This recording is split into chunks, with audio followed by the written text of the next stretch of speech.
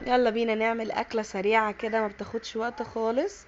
كان عندي بقى كام قطعه بانيه كده، هتبلهم بالبيض والفيجيتار علشان هقليهم، وهعمل معاهم طبق السجق الجميل ده. عايزه اقول لكم دوت من مطعم اكل بيتي، حاجه كده تحفه. اللي عايز العنوان بتاعه يقولي. وجبت هنا كيسين مكرونه اسباجيتي، وجايبه الثوم وطماطم وفلفل.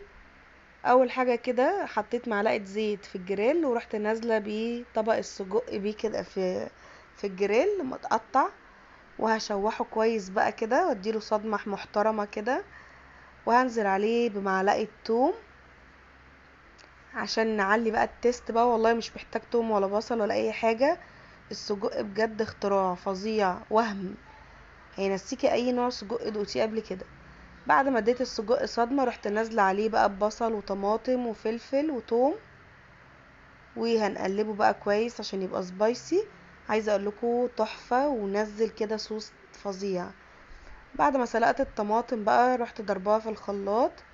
وبعد كده حطيت عليها ملح وفلفل وكمون، وطلعت طبق كده حطيت عليه شطه. والمكرونه اتسلقت. وبعد ما التسبيكه اتسبكت كده، حمرت طبق بطاطس مع طبق السجق وطبق البانيه. ورحت نازله بالمكرونه في الحله. وكان احلى غدا مكرونه سباكيتي وسجق. بصوا بقى البكبكه دي حاجه كده لوحدها. وطبق بانيه وطبق بطاطس، وكان احلى غدا، سريع وسهل ولذيذ.